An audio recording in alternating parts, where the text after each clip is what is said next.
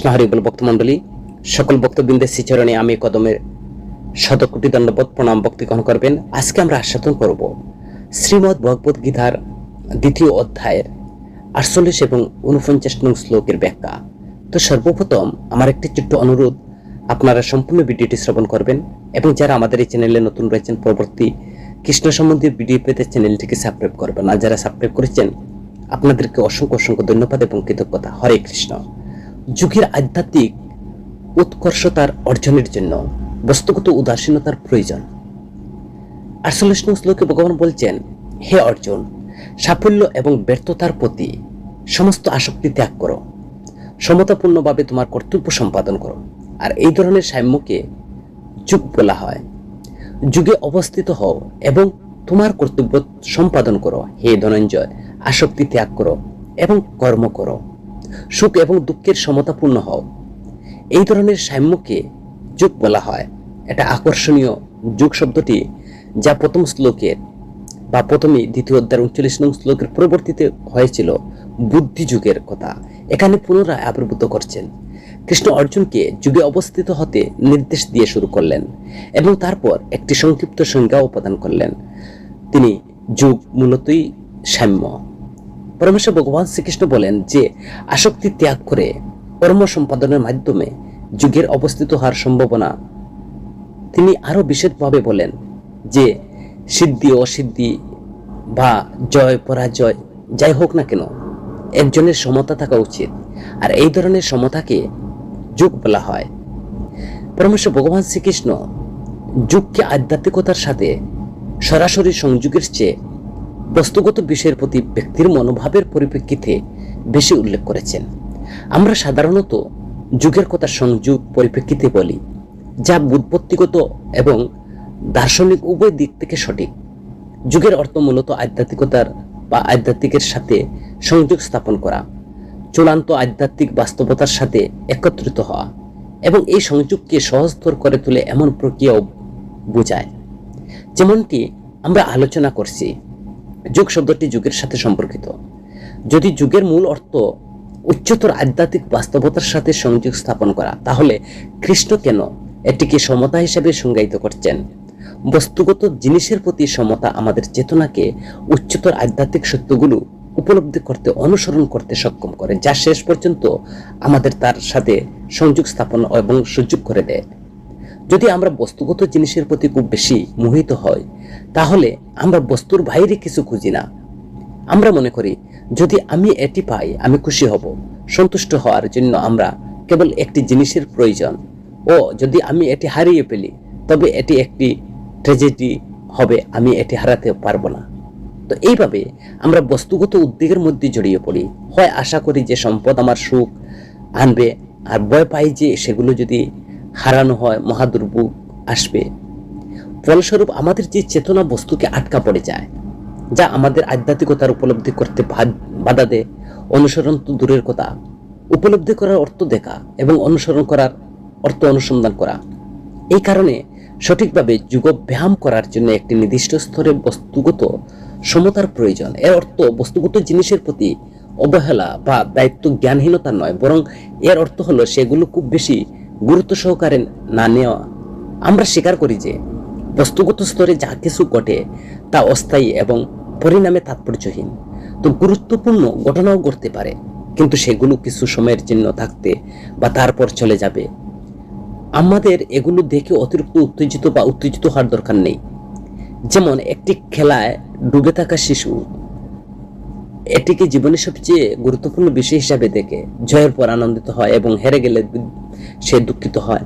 তেমনি আধ্যাত্মিকভাবে অপরিণত ব্যক্তিরা বস্তুগত বিষয়ে আসক্তি বা অতিরিক্ত মগ্ন হয়ে পড়ে। যাই হোক, শিশু বড় হওয়ার সাথে সাথে তারা বুঝতে শুরু করে যে খেলাগুলো কেবল খেলা। এমনকি একজন প্রাপ্তবয়স্ক একটি শিশুর সাথে খেলতে পারে, কিন্তু তারা সচেতনভাবে তা করে যে এটি খুবই বেশি গুরুত্ব সহকারে নেওয়ার মতো কিছু নয়। একইভাবে আমরা আধ্যাত্মিকভাবে বেড়ে ওঠার সাথে সাথে আমরা বস্তুগত জিনিসগুলো দৃষ্টিকোণ থেকে দেখতে শুরু করি। আমরা তাদের ক্ষণস্থায়ী প্রকৃতির স্বীকার করি, বুঝতে পারি যে আমাদের প্রকৃত মনোযোগ চিরন্তন এবং আধ্যাত্মিক সত্যের উপর থাকা উচিত। আর এই সত্যগুলোর উপর কেন্দ্রীভূত থেকে আমরা আমাদের আধ্যাত্মিক জীবনের ক্রমাগত অগ্রগতি বিকাশ অব্যাহত রাখতে পারি। বস্তুগত জিনিসের প্রতি সমতা, লাভের জন্য খুব বেশি উত্তেজিত না হওয়া, ক্ষতির জন্য খুব বেশি উত্তেজিত না হওয়া, তো আমাদের চেতনাকে আধ্যাত্মিকতার উপলব্ধি করতে এবং অনুসরণ করতে সক্ষম করে। ফলস্বরূপ এটি যুগ অনুশীলন করতে সাহায্য করে। পরমেশ্বর ভগবান শ্রীকৃষ্ণ পরবর্তী 6 অধ্যায় 17 নং শ্লোকে এই বিষয়টির উপর জোর দেবেন। তিনি বলবেন যে খাওয়া, বিনোদন ক্ষেত্রে নিয়ন্ত্রিত হওয়া, ব্যাখ্যা করবেন যে জীবনের এই ধরনের ভারসাম্য দুঃখ থেকে মুক্তির দিকে পরিচালিত করা। যুগ ভবতি দুঃখহা, যুগ অনুশীলনের মাধ্যমে কেউ আধ্যাত্মিক স্তরে উঠতে পারে, যেখানে দুঃখ থেকে প্রকৃত মুক্তি পাওয়া যায়। পরমেশ্বর ভগবান শ্রীকৃষ্ণ যুগ অনুশীলনের একটি দিক তুলে ধরছেন, আর সক্রিয় দিক আধ্যাত্মিক বাস্তবতার সাথে সংযোগ পরবর্তী অধ্যায়গুলোতে আলোচনা করা হবে। যাই হোক, এই অধ্যায়ে 3য় অধ্যায় কৃষ্ণ তিনি অনিষ্ক্রিয় বা অপ্রতিক্রিয়াশীল দিকের উপর তিনি জোর প্রদান করছেন, যেখানে একজন যুগ অনুশীলনকারী বস্তুগত ঘটনাবলীর দ্বারা অব্যাহত থাকে। সেই জন্য তিনি বলছেন যে সমর্থ যুগ উচ্চতে। কৃষ্ণ অর্জুনকে নির্দেশ দেন যে যুদ্ধক্ষেত্রে যাই ঘটুক না কেন, তারা বুঝতে হবে যে তিনি তার আধ্যাত্মিক বিকাশের জন্য কাজ করছেন। আর এই পথে চলতে থাকলে বাহ্যিক পরিস্থিতির দ্বারা প্রভাবিত না হয়ে তিনি জট এড়াতে পারবেন না, বা পারবেন সত্যিকারের অর্থ যুগ অনুশীলন করতে পারবেন। কৃষ্ণ অর্জুনকে সমতা বজায় রাখার জন্য অনুরোধ করছেন। তার আত্মীয় স্বজন নিহত হোক বা নিজের নিহত হোক, সে জয়ী হোক বা পরাজয় হোক, সমতা বজায় রেখে অর্জুন তার কর্তব্য পালন করতে পারেন, যুগে এগিয়ে যেতে পারেন। 3য় অধ্যায়ের 49 নং শ্লোকের তাৎপর্য অনুযায়ী যে ভালো যখন সর্বোত্তম শত্রু হয়ে ওঠে, তখন মন্দ হয়ে ওঠে, ভালো শত্রু হয়, মন্দ হয়ে ওঠে। হে ধনঞ্জয়, ভক্তিমূলক সেবার মাধ্যমে সমস্ত জঘন্য কার্যকলাপকে দূরে রাখো এবং সেই চেতনা ভগবানের কাছে আত্মসমর্পণ করো যা তাদের কর্মের ফল ভোগ করতে চায়। তারা কৃপণ, যে প্রায় আশীর্বাদ বোঝাতে ব্যবহৃত হয় যে বর শব্দটা, কিন্তু আবার বলতে এমন কিছু বোঝায় যা আশীর্বাদও দেয় না। তো বুদ্ধিযুগ ধনঞ্জয়, কৃষ্ণ বুদ্ধিযুগ শব্দটি পুনরাবৃত্তি করছেন, যা প্রথম শ্লোকে তিনি করছেন। এবার 10 নম্বর শ্লোক পরে বুদ্ধিযুগে কর্ম করো। হে ধনঞ্জয়, তুমি যারা সম্পদ সঞ্চয়কারী, যৌগিক সিদ্ধির আধ্যাত্মিক সম্পদ সঞ্চয় করো, যে আত্মসমর্পণের এই বিষয়টি আসলে খুবই উন্নত। মজার বিষয় হলো কৃষ্ণ এখানে নিজের কাছে আত্মসমর্পণের কথা বলছেন না, বরং তিনি বুদ্ধিমত্তার কাছে আত্মসমর্পণের কথা বলছেন। এই চেতনার অবস্থায় বুদ্ধিমত্তার সাথে আত্মসমর্পণের চেষ্টা করো। একটি প্রশ্ন তুলে এই শ্লোকে ঠিক কি বলা হচ্ছে, এই জন্য বোঝার জন্য আমাদের প্রথমে স্পষ্ট করতে হবে অবর্ণ কর্ম বলতে কি বোঝায়। অশুভ কর্ম কি খারাপ কর্ম, পাপ পুণ্য কার্য বলে মনে করা হবে? তবে এই শ্লোকে কৃষ্ণ ফলম হেতম, যারা কর্মের ফল খুঁজে তাদের কথা বলছেন। তিনি কৃপণতা হিসাবে বর্ণনা করছেন। স্পষ্টত অর্জুনকে একটি জিনিস এড়িয়ে অন্যটি আলিঙ্গন করার নির্দেশ দেয়।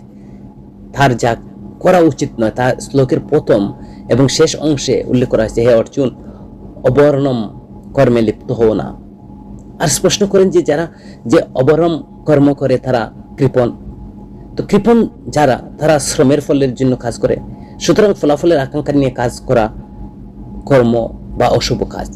কৃষ্ণ সরাসরি পাপ পুণ্যের কার্যকলাপের কথা বলছেন না, বরং তিনি কর্মকাণ্ড এবং কর্মযুগের তুলনা করছেন। তিনি ব্যাখ্যা করছেন যে ফলের জন্য কাজ করা কর্মকাণ্ড অবাঞ্ছিত।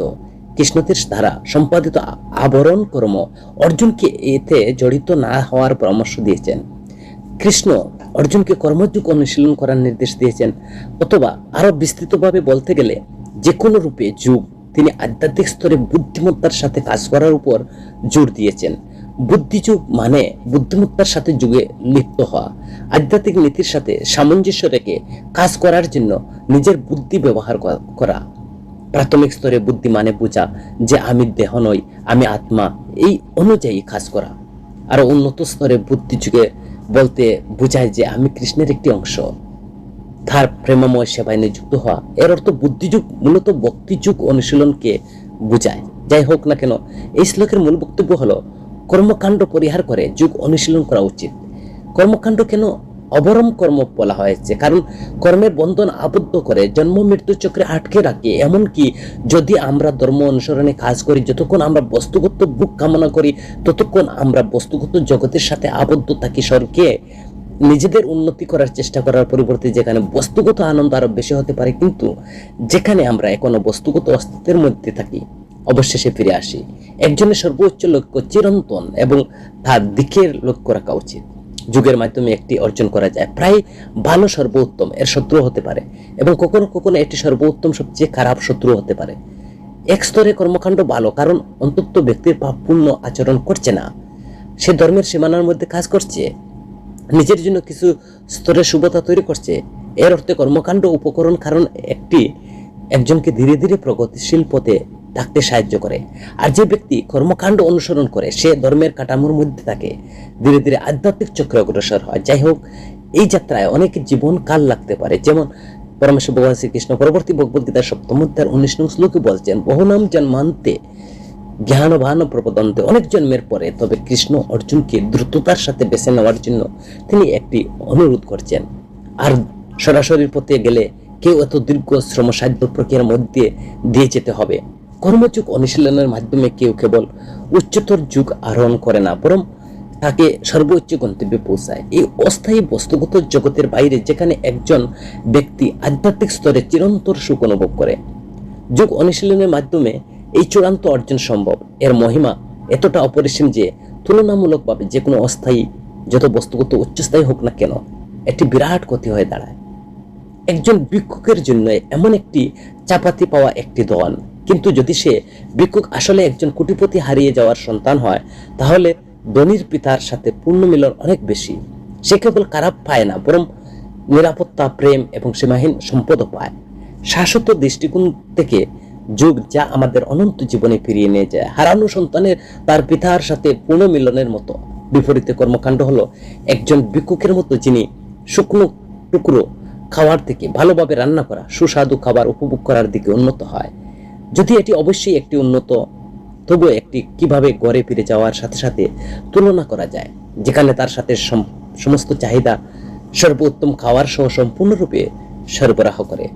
যদি শিশুটি আরো ভালো খাবার সন্তুষ্ট হয় এবং তার বাবার কাছে ফিরে যাওয়ার কথা বলে, তাহলে যা ভালো মনে করে হয়েছিল এবং তাও খারাপ হওয়ার যাওয়ার কারণ, এটি সর্বোত্তম থেকে বিরত থাকা। তো পরমেশ্বর ভগবান কৃষ্ণ অর্জুনকে কর্মকাণ্ডে আটকে না পড়ার সতর্ক করেছেন। কর্মযোগ অনুশীলন করতে কর্মকাণ্ড মানুষকে বস্তুগত স্তরে আটকে রাখে, যেখানে কেবল যুগ তাকে বাইরে নিয়ে যেতে পারে। আর কৃষ্ণ ফল শব্দটি ব্যবহার করছেন বস্তুগত স্তরে ফলাফল বোঝান। যতক্ষণ আমরা বস্তুগত ফলাফল কামনা করি, ততক্ষণ বস্তুগত অস্তিত্বের সাথে আবদ্ধ থাকি আর বস্তুগত অস্তিত্বে আটকে থাকি। আমরা যখন বস্তুগত অস্তিত্ব অতিক্রম করি, তখন আমরা বস্তুগত অস্তিত্ব যে অতিক্রম করব, যদি আমরা বস্তুগত জগতের মধ্যে কাজ করতে পারি, কারণ এটি পৃথিবীর আমাদের কার্যকারিতা এবং অবদানের জন্য প্রয়োজন। আমাদের হেতু বা আমাদের কর্মের উদ্দেশ্য ফল হওয়া উচিত নয়, পরিবর্তে আমাদের হেতু হওয়া উচিত ধর্ম, সেবা, শুদ্ধি। কৃষ্ণ বলছেন যে কেবল তাদের কর্মের ফলের জন্য কাজ করে তারা কৃপণ। একজন কৃপণ ব্যক্তির সম্পদের অধিকারী হতে পারে বা পারে না, কিন্তু এর পরিবর্তে আসক্তি তাকে উচ্চতর উদ্দেশ্যের সম্পর্কে অন্ধ করে দেয়। যারা বস্তুগত ফলাফলের সাথে যুক্ত, বস্তুগত জগতে আটকা পড়ে, এর বাইরে বৃহত্তর আধ্যাত্মিক সম্ভাবনা থাকে। দান বা ধর্মীয় কর্মকাণ্ডে অংশগ্রহণের মাধ্যমে পুণ্য অর্জনের সম্পদ ব্যবহার করা যেতে পারে, এর মূল্য বৃদ্ধির জন্য একটি বিনিয়োগ করা যেতে পারে। একজন কৃপণ ব্যক্তি কেবল কোনো অর্থবহ উদ্দেশ্য ব্যবহার না করে সম্পদ জমা করে রাখতে পারে। একইভাবে কৃপণ ব্যক্তিরা তাদের বস্তুগত সম্পদ ব্যবহার করে উচ্চতর কিছু অর্জন না করে বাস্তবতা বস্তু স্তরে আঁকড়ে থাকে। আধ্যাত্মিক অগ্রগতির জন্য তাদের সম্পদ ব্যবহার করার পরিবর্তে অস্তিত্বে আটকা পড়ে পরলোকে বৃহত্তর পরিপূর্ণতা খুঁজে পেতে ব্যর্থ হয়। পুণ্য অর্জনের জন্য সম্পদ ব্যবহার করা যেতে পারে, তেমনি আমাদের বস্তুগত সম্পদ যদি ক্ষণস্থায়ী চিরন্তন অর্জনের জন্য বা চিরন্তন কিছু পাওয়ার জন্য ব্যবহার করতে পারি, যদি আমরা তা ব্যর্থ হই, তাহলে আমাদের নিজেদেরকে প্রতারণা করছি। কৃষ্ণ জোর দিয়ে বলছেন যে জড়তার প্রতি অত্যাধিক আসক্তির কারণে তাদের ইচ্ছা এবং ভাগ্য জড়জগতের মধ্যে সীমাবদ্ধ থাকে, কৃপণ এবং আবরণ কর্মের লিপ্ত থাকে। যদিও তারা কর্মের পাপ পুণ্য না হতে পারে, এমনকি তারা ধার্মিক হলেও জলস্তরে থাকে। এইভাবে তাদেরকে অশুভ জল অস্তিত্বে আটকে রাখে। এতেও কৃষ্ণ পরামর্শ দেন, এই ধরনের কর্ম থেকে দূরে রাখুন। জল ফলাফলের অর্জনের উদ্দেশ্য কাজ করবেন না, জ্ঞানের সাথে কাজ করুন। বুদ্ধিযোগ, তুমি যে আত্মা তা স্বীকার করো, তোমার দৈহিক প্রকৃতির সাথে সামঞ্জস্য রেখে অবদানের মনোভাব নিয়ে কাজ করার মাধ্যমে তুমি তোমার আধ্যাত্মিক প্রকৃতি উপলব্ধি করতে পারো। বিচ্ছিন্ন নিবেদিত প্রাণ কর্মের মাধ্যমে তুমি তোমার চিরন্তন ফলাফল অর্জন করবেন। হে অর্জুন, কেবল বস্তুগত ফল নয়, বরং এটা তোমার লক্ষ্য হওয়া উচিত। হরে কৃষ্ণ ভক্তমণ্ডলী, যদি ভিডিওটি ভালো লাগে আপনার 4-5 জন বন্ধু বান্ধবের কাছে ভিডিওটি শেয়ার করবেন এবং মন্তব্য করতে ভুলবেন না। হরে কৃষ্ণ।